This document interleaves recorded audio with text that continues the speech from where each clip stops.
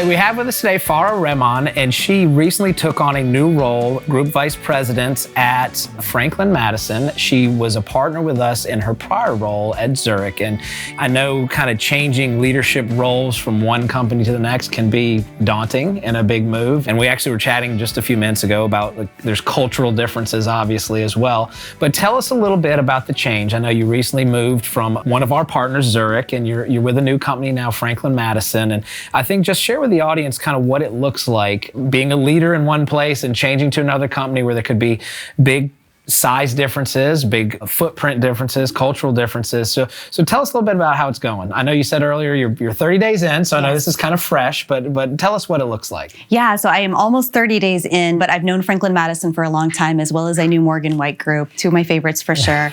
I was working in the consumer solutions and leading that business for Zurich on the accident and health side. And so making this move over to the distribution side has been really exciting for me. It's not something I had exposure to before. And going from like a large established corporation to something that I think has the opportunity just to be more dynamic because of its size. It's a growing business for sure. And there's a lot of opportunity to make an impact. And so for me, that was one of the big things is I really wanted to be somewhere where I could make sure that I was overworked. As I told you earlier, I love being overworked, but I want to be overworked where I know I can deliver growth and drive new strategies and just have an impact in a driver's seat. And Franklin Madison's been great enough to give me that opportunity. That's very interesting. I think sometimes some of these companies get so large that making a change or making an impact, it almost seems like it's not even on the table, right? Yeah, it can be challenging. And I think from a career standpoint, if you are someone that's so driven like that, that can sometimes wear you out a little bit, or just take away a little bit of the glow of, hey, look, I've identified a gap, and here's something I think we can do really well, only for maybe you'd have to go through 16 more people to be able to execute on that. Whereas if you're with a smaller company, a little bit more agile, you might be able to go out there and take some risks, right? And I'm impatient. There you go. And so for me, I'm like, if I can't make an impact quickly, I start to, lose traction. So it was just the right time, I think. And again, it's in my career, it's always been on the insurance carrier side through AIG and then Zurich. And so being able to switch that over, taking everything that I learned, but now applying it to on the distribution side is really exciting. Well, tell us a little bit about your career. Tell us your journey, kind of how you got here. So I started in college making copies of reinsurance treaties at American General Life. That was my very first job as an intern. Yeah, it's very exciting. I didn't even know what I was making copies of. But when I graduated, I was in product development doing coding. So I was in their competition unit, grew from there into sales, which I think that everyone should have exposure to working in sales. Like when your feet are on the ground out there and you're meeting distributors and brokers, it's the only way that you actually understand the business. So that's right. Did that for 5 years, which was one of the best experiences. Got my MBA and then went into strategy for a little bit. Did marketing, and then Zurich was building a new U.S. life insurance business in the U.S. And so my former leader at American General pulled me and a few others over, and we started building that retail life insurance business. So did that for about 10 years, roughly. Then our life business and our accident and health business came together. That was my first exposure to the accident and health business, and kind of got to do it again. We were building a new business again with a new leader on the A&H side for retail and consumer solutions that hadn't existed before. So getting to kind of, again, be an entrepreneur in a big company has always been exciting. So we did it again 5 years ago. And then I was lucky enough to run that consumer solutions business before I made the leap over. Okay, great.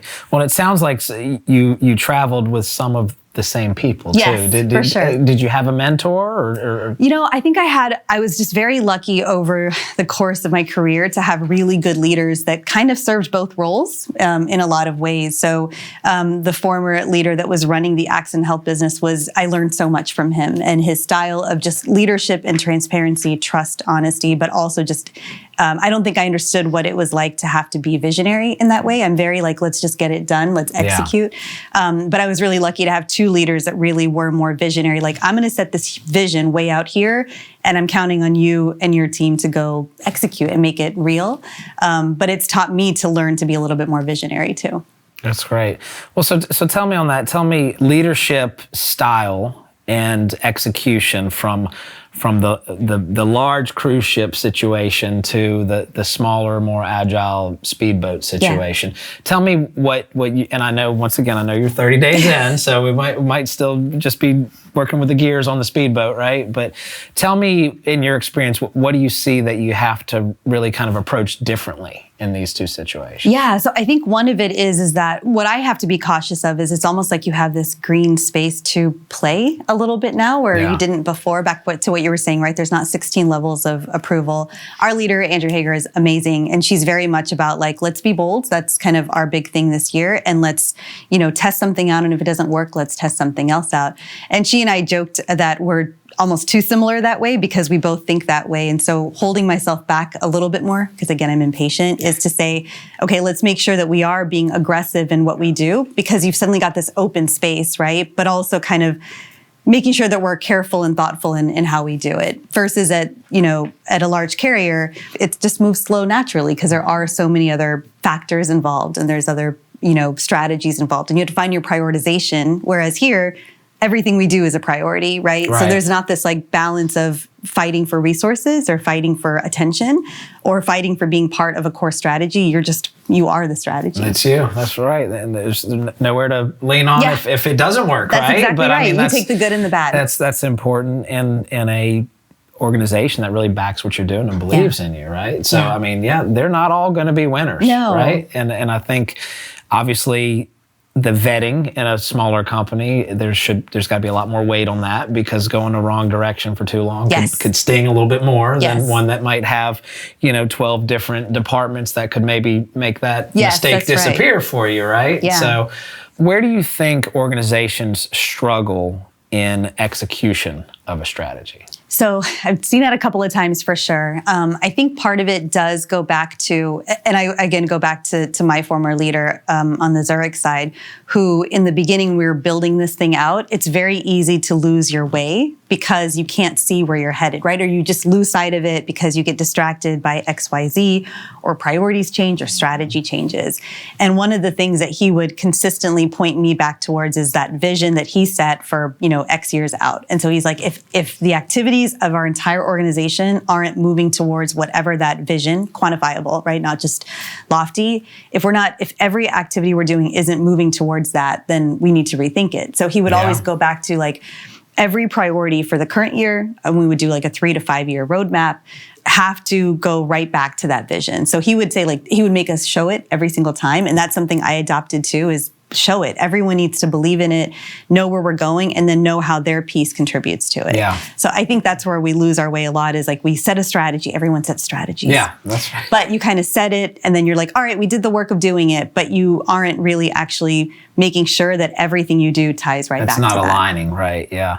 I actually have a buddy that recently moved to a higher leadership position in a pretty large company. And they were having a management type meeting and had the heads of each department talk about their top 3 priorities.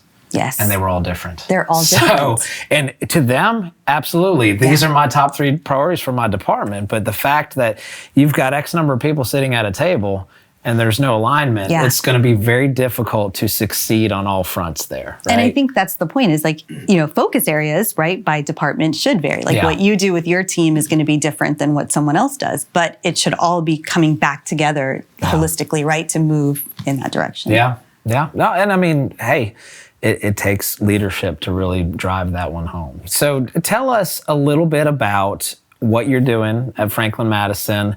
Tell me what you see kind of down the road a little ways. If there's an industry trend that you're kind of closely following or something that's exciting you, tell me a little bit about kind of what you see a few steps down the road. Yeah, so just a little bit quickly about Franklin Madison. It's as small, relatively speaking, to an insurance company as it is really, really well established, right? It's been around for decades. And the primary focus forever has been banks and credit unions. And so that's really our distribution channel, is to serve those markets with insurance products, but marketing services as well, and kind of say like, we'll take care of this for you, right? And we'll bring this value to your members. So it's really, like, in my mind, it's really close to affinity distribution that way. Okay. And so that's obviously well established. We've seen some trends with the banks where they had to pull back at some point in the past because of some of the marketing practices and some of the scrutiny that came, and they're starting to come back. So we definitely are interested in kind of growing in that market. The second part of our business is actually much more retail and marketing focused. And so that is bringing true marketing services to distribution like partners that are in the insurance industry and financial institution industry. So they already work with a lot of just pure retail products today. So they have incredible capabilities for digital campaigns, direct mail, which is big, surprisingly. But it is. That I'm very interested on that. I was surprised by that too, but it actually does extremely well. And it's a really core part of our offering that we've now built digital capabilities on top of, using all of the science and the data that we have after decades and decades of learnings. And so being able to bring that to market, both from the kind of advertising and marketing side and being able to run those campaigns, but then also focusing on some of the affinity, credit union, and bank strategies is kind of it. So going into what my role is then is a couple. One is really making sure that our product strategy is sound. So looking at that both for this year, but currently. And that's not just bringing on new product through, existing or new carrier relationships. It's also looking at the portfolio of those that we've launched and seeing if they've been successful. And if they haven't, then why not? So one of the things that I love about this role, and it kind of goes back to what you were saying about different departments, is that this role is really intended to make sure that across the organization is everything driving towards revenue, right? So it's not just about, have we onboarded and made enough contacts with credit unions and banks and onboarded them, hopefully, right? But then once you get them onboarded, it's engaging with them very actively to make sure that we're running our campaigns, right, effectively for both sides. But then it's also on the back end, it's the marketing performance, and did it convert? And where does product sit, right, with all of that? So to me, it is building new product for sure, to bring to market with our carrier partners and other partners, but it's also going back and looking at the portfolio to saying, where is there more opportunity to get way better conversion? I'm interested, you talked about the importance of direct mail. Yeah. And, it's funny because some of our guests today, we're going a completely different direction. We're talking about AI and everything. Yeah. And actually, we'll talk about that here in just a minute. But so with what you're doing, direct mail is a big deal. Why do you think in the customer you're trying to reach that differs? And do you think that's trending towards digital, or is direct mail here to stay and that's what you guys are going with? I think it's both. So for sure we've made, and we actually have some significant inroads on the AI side to boost our digital campaigns going on this year. So we're expanding beyond direct, which has kind of been the core for a long time. I think that direct will always be there to stay because as we all get flooded with email campaigns, like I have, 2,000 unread emails. That's right. So does everybody. Yeah. And so I think you have to do both. But what we've been doing is trying to connect that direct mail journey to a digital journey. So really the whole key to success is the customer journey. And so one thing that Franklin Madison is adamant about, which I know I saw on the carrier side and now I see it on this side, is it has to be the cleanest, simplest journey as possible, right? So that we make it very, very simple. And that requires a lot of partnership with the credit unions and banks. It requires obviously just making sure that on the carrier side, we're making it as easy as possible, right, to be able to fulfill and finish the enrollment. But it is all about a clean, simple, quick customer journey, which can be hard in the insurance space, especially on the consumer side. But it's really, really important. And that's why we think it's still effective. Yeah. Well, I almost wonder, it's funny, you said something, I started thinking about it while you're talking, is that the kind of trend has switched. It used to be your mailbox was full of junk and your inbox didn't have anything but what actually mattered in it. And now your inbox is full of junk and people might be excited to open up their mailbox and get something out of it because it matters. Somebody actually did some research and found out who you are, right? Yeah, so, that's right. I mean, that's an interesting way to look at it. Yeah. But I do want you to talk a little bit more because you said, you guys have decades of data. Obviously, data is the most desirable product out there for anybody right now. What are you guys doing AI-wise with this data? Because I mean, as data gets bigger, the ability for people to massage it and figure out what to do with it becomes really unwieldy. Yeah. And that's where I think, a lot of the role of AI in our industry and insurance, I think that's where it's really probably going to really grab a strong foothold is just data analytics. So tell me what you guys are doing or what your thoughts are on AI with the data that you guys have on customers. So, there's a few different areas that we're playing with it. One is just to accelerate our ability to execute on campaigns, right? So we can get more out faster. So for sure, that's an area. The part that I'm the most passionate about is the customer side, just because that's where I lean the most. And I've already seen, again, when I was on the carrier side with Franklin Madison, is they would come back to us and they had such good data about how different campaigns tested. I mean, everything down to specific words, right? So it's very, very deep in terms of that. We have our own data scientists on staff. And so, we're serious about it because you can't be a marketing agency without really knowing your customer. And now what we're doing is we're using AI to really get to know those customers better so that when we go back out to the clients, we can say, we know that this particular product for this particular persona makes the most sense. Let's layer that with this product and campaign. And so instead of going, kind of full on with one campaign and seeing how it comes back, we're now ready to take all those learnings and say, we now know. Right. So that's one of the big changes for us that we're excited about. To make you much more efficient and economical. Yes. There's no trial and error, really. Exactly. You're not going to like a broad, eligible audience. You're kind of targeting it a lot more. All right, Farah, tell us, you've been through quite a few different roles and quite a few different roles in leadership specifically. I'm sure you've had some hard lessons over your career. Tell us a little bit about maybe a lesson you learned the hard way, and maybe, if you could go back, would you do it different, or is it just this is what helped you get to where you are? Yeah, I certainly have, as many of us have had a couple of hard lessons. I think that one for me is that I thrive under a really strong leader. And so when I've had those in my career, I could see that I love what I do. Like, it just makes a really big impact on me. And some of the hard changes were when there were changes in leadership and you would have someone who just, again, was passionate but caring, right? Who knew where they wanted to go and were dynamic that way, but also was really, really had a ton of care for their people. Like, that's important to me, sincerity and honesty. And then there were times where that person's like, all right, I'm retiring or I'm done. And you are left with others, right? Who maybe just aren't quite in the same boat. And to have to kind of step back up and say like, okay, well, maybe you have to be that leader now, which is hard because you're just so used to having this protective cover around you, has happened a couple of times. And so when those leaders leave, their strategy sometimes leaves with them, right? Because there are new people in and they have their own vision, and it doesn't always align to what yours is. And so I think there was like I don't know if it was a TED Talk or a podcast, but I just remember seeing it where this gentleman was talking about how he just did not believe in a particular product choice. This was like an IT thing.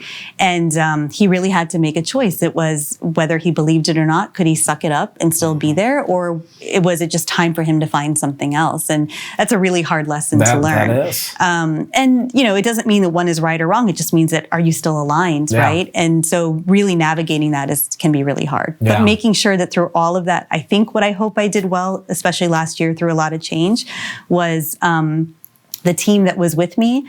I did everything I could to protect them from that so that we were like, we have a business to run, right? So let me take that and deal with the noise, but just focus on what you're doing while we had leadership changes. Yeah. Well, I mean, in a leadership position, you do at least feel like you bear responsibility for the people under you. You have Not to. even just in their job in general, but I mean, just Their how they are. Yeah. Are you okay? Yes, Are you going to be exactly. okay? Because look, if somebody leaves somewhere, if I work for a boss that retires, no one consults me on who my boss gets to be. That's right. Yeah. And there's the old saying, like, what people don't leave bad jobs, they leave bad bosses, or you can't choose your boss. Well, you can choose your boss, but you might have to go somewhere else to find them, right? Yeah. So it's there is kind of that built-in responsibility that as you climb in your career, there's other people that may be climbing right underneath you, and you want them to be okay, no matter what happens, right? Yeah. So, no, that's interesting, and really, you told me earlier before we started the cameras that the company you're with now is there's a lot of family in that company, as is there in the company I work for,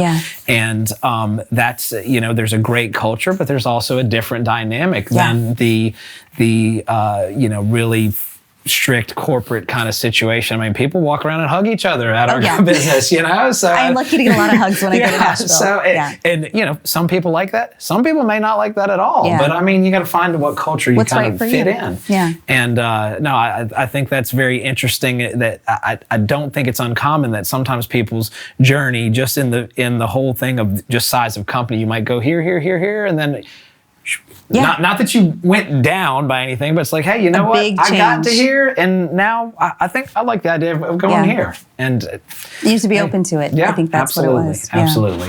Okay, the last question I want to ask you about is for leaders that may be going into a new role or going into a new company, or maybe even a situation like you mentioned that you might be a leader, but the person that really got you there, they're gone for one reason or another. What advice would you give to a leader that is struggling or looking at big change that may be completely out of their control, and kind of how to stay grounded in a situation like that? Yeah, I think that, one is, which is the hardest thing for me as well, and I'm doing my best in 30 days, is to give yourself grace for sure. And I've been really fortunate, again, with the team at Franklin Madison, where they're like, you only get this time once, is what they would tell me, right? So learn and absorb. And again, I'm like, but I want to make an impact on day 2, not on day 90.